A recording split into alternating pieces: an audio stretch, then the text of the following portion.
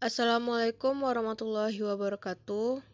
Halo teman-teman semua, kembali lagi di mata kuliah Pengauditan 1 yang diampu oleh Ibu Elsa Fitri Amran, SE, MM, MSI. Kali ini kami dari kelompok 2 akan membahas materi terakhir yaitu kasus Enron. Sebelumnya, perkenalkan anggota dari kelompok 2 yang pertama Atika Mengsariozu dengan NIM 1830403011 dan yang kedua Ella Febrianti dengan NIM 1830403028 dan yang terakhir Mayang Anizar dengan NIM 1830403057. Baiklah, dalam kasus Enron ini kita akan membahas yang pertama tentang apa kasusnya, yang kedua mengapa sampai terjadi, yang ketiga siapa yang terlibat, dan yang keempat apa sanksinya.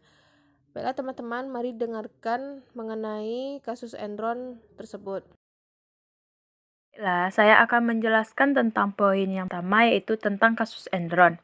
Enron dibentuk pada tahun 1985 oleh sebuah perusahaan Houston Natural Gas dengan internal atau penyalur gas alam melalui pipa. Sebuah perusahaan lain dalam pemipaan minyak sebagai hasil merger yang diwajibkan oleh peraturan perundangan pemerintah federal Amerika. Pada tahun 1997, Enron membeli perusahaan pembangkit listrik Portland General Electric Corp. Senilai $2 miliar. Sebelum tahun 1997 berakhir, manajemen mengubah perusahaan tersebut menjadi Enron Capital and Trade Resources yang menjadi perusahaan Amerika terbesar yang memperjualbelikan gas alam serta listrik. Pendapatan meningkat drastis dari $2 miliar menjadi $7 miliar, dengan karyawan yang juga tumbuh dari 200 orang menjadi 2.000 orang. Tidak cukup dengan prestasi tersebut, Enron membentuk pula Enron Online atau EOL pada bulan Oktober 1999. EOL merupakan unit usaha Enron yang secara online memasarkan produk energi secara elektronik lewat website. Dalam sekejap, EOL berhasil melaksanakan transaksi senilai $335 miliar pada tahun 2000. Pada Januari 2000, Enron mengumumkan sebuah rencana besar yang amat ambisius untuk membangun jaringan elektronik broadband yang berkecepatan tinggi atau high-speed broadband dengan kapasitas jaringan penjualan bandwidth untuk melakukan penjualan gas serta listrik. Enron membiayai ratusan juta dolar guna melaksanakan program ini. Walaupun keuntungannya belum nampak, namun harga saham Enron di Wall Street melonjak menjadi $40, bahkan meningkat menjadi $90,56, sehingga Enron dinyatakan oleh majalah Fortune maupun media lain sebagai one of the most admired and innovative companies in the world, atau perusahaan Amerika yang paling inovatif. Selama 6 tahun berturut-turut, Enron menjadi sorotan masyarakat luas pada tahun 2001. Ketika terungkapkan bahwa kondisi keuangan yang dilaporkannya didukung terutama oleh penipuan akuntansi yang sistematis, terlembaga, dan direncanakan secara kreatif. Operasinya di Eropa melaporkan kebangkrutannya pada 30 November 2001. Dan 2 hari kemudian, pada 2 Desember di Amerika Serikat, Enron mengajukan permohonan perlindungan Chapter 11. Saat itu, kasus ini merupakan kebangkrutan terbesar dalam sejarah Amerika Serikat dan menyebabkan 4.000 pegawai kehilangan pekerjaan mereka.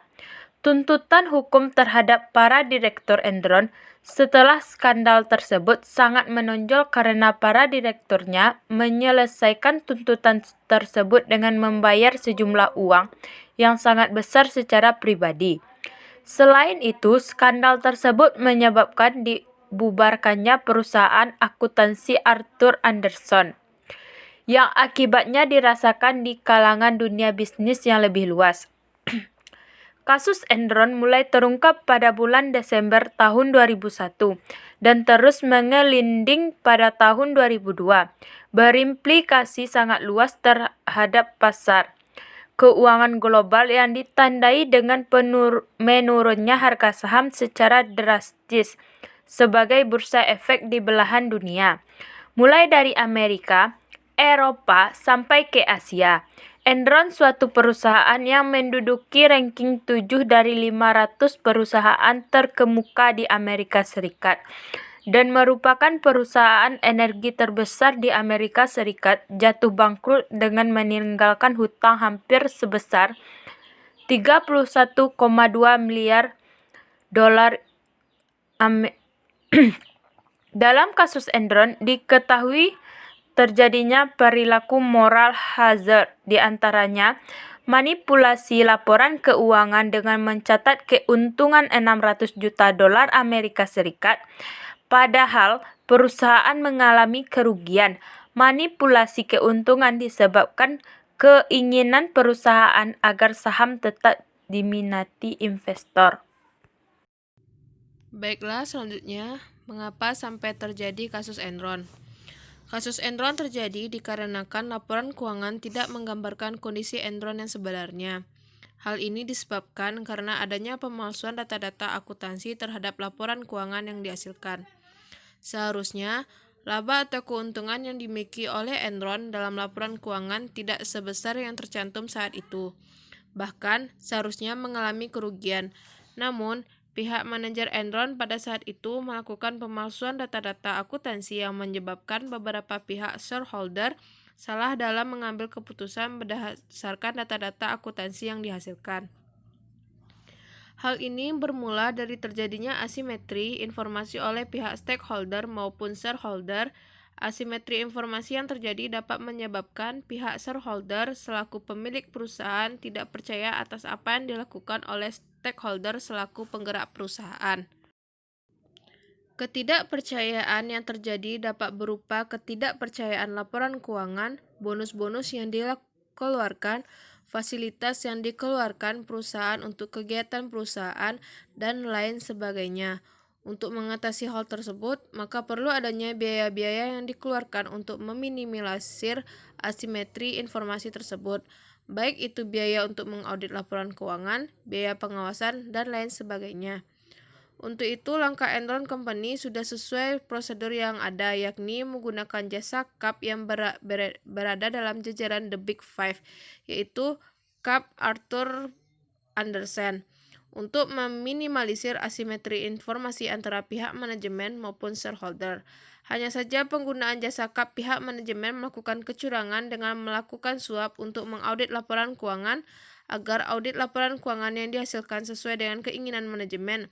Laporan keuangan Enron Company sebelumnya telah dimanipulasi sehingga laporan keuangan yang sampai pada pihak shareholder merupakan laporan keuangan yang berbeda dengan yang sebenarnya. Akibatnya, shareholder yang telah mempercayai laporan keuangan tersebut salah dalam pengambilan keputusan ke depannya. Jadi, laporan keuangan Enron tidak dapat menggambarkan keadaan perusahaan yang sebenarnya karena adanya kerjasama antara pihak manajemen dengan CAP untuk memanipulasi laporan keuangan tersebut. Baiklah, saya akan melanjutkan penjelasan tentang kasus Enron, yaitu siapa saja yang terlibat atau pihak-pihak yang terlibat dalam kasus Enron. 1. Kenneth Lay, yaitu CEO Enron. Beliau adalah pendiri Enron pada tahun 1985. Beliau mengetahui dan memerintahkan praktek akuntansi yang menyajikan pendapatan melebihi kewajaran dan neraca yang dimanipulasi untuk memperhatikan performa keuangan yang baik. mendapatkan bonus saham dengan harga tinggi akibat kenaikan harga saham Enron. 2. Jeffrey Skilling. Beliau adalah seorang COD. Itu menerapkan metode-metode mark-to-market accounting yang mengakui pendapatan masa depan dengan menghitung private value dari estimasi future profit dan bukan dari historical cost. Dengan memanfaatkan celah aturan akuntansi dan penggunaan special purpose vehicle, hutang dari proyek dan perjanjian kerja Enron yang gagal berhasil membujuk Komisi Bursa Saham dan Surat Berharga SEC Amerika Serikat untuk membolehkan mereka memakai metode menilai pada harga pasar atau mark to market untuk diberlakukan untuk perusahaannya. 3. Andrea Fastow. Beliau adalah seorang CFO. Menerapkan metode mark to market accounting yang mengakui pendapatan masa depan dengan menghitung PV dari estimasi future profit dan bukan dari historical cost. Membentuk special purpose entity untuk mendapatkan pinjaman dana dari bank sehingga laporan keuangan Enron tidak mengalami penambahan utang. Dan mengelabui komite audit Enron serta menekan kantor akuntan publik Arthur Andersen untuk mengabaikan masalah penerapan akuntansi agresif Enron. Arthur Andersen secara ilegal memusnahkan ribuan dokumen yang terkait dengan audit dan penerapan praktek akuntansi Enron yang menyimpang.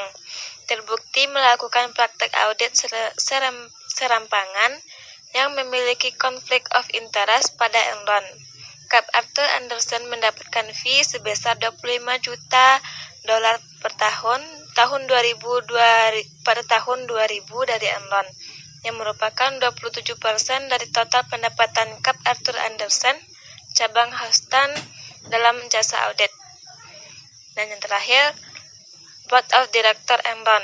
Itu Dewan Direksi Enron telah gagal dalam melindungi pemegang saham Enron dan memberikan kontribusi pada kejatuhan perusahaan publik terbesar ke-7 di Amerika Serikat dengan membiarkan Enron terlibat dalam praktik akuntansi beresiko. Padahal Dewan mengetahui hal ini tetapi lebih memilih untuk menutup mata dan merugikan pemegang saham, karyawan, dan bagian lain yang menyangkut di dalam perusahaan Enron. Selanjutnya, apa sanksinya? Dari kasus Enron ini, dan Arthur Andersen sudah melanggar kode etik yang seharusnya menjadi pedoman dalam melaksanakan tugasnya dan bukan untuk dilanggar. Mungkin saja pelanggaran tersebut awalnya mendatangkan keuntungan bagi Enron, tetapi akhirnya hutang dan kehancuran menyisakan penderitaan bagi banyak pihak di samping proses peradilan dalam tuntutan hukum, dan menjatuhkan kredibilitas bahkan menghancurkan Enron dan Arthur Andersen. Dalam kasus ini, seharusnya bisa bersikap independen, tetapi Arthur Andersen tidak melakukannya. Pada kasus ini juga, Arthur Andersen dikenai sanksi pidana yang sangat berat, yaitu dipaksa berhenti melakukan audit perusahaan publik. Baiklah, terima kasih atas perhatiannya. Kami dari kelompok 2 mengucapkan terima kasih dan semoga materi yang kami paparkan tadi dapat bermanfaat bagi kita semua. Wassalamualaikum warahmatullahi wabarakatuh.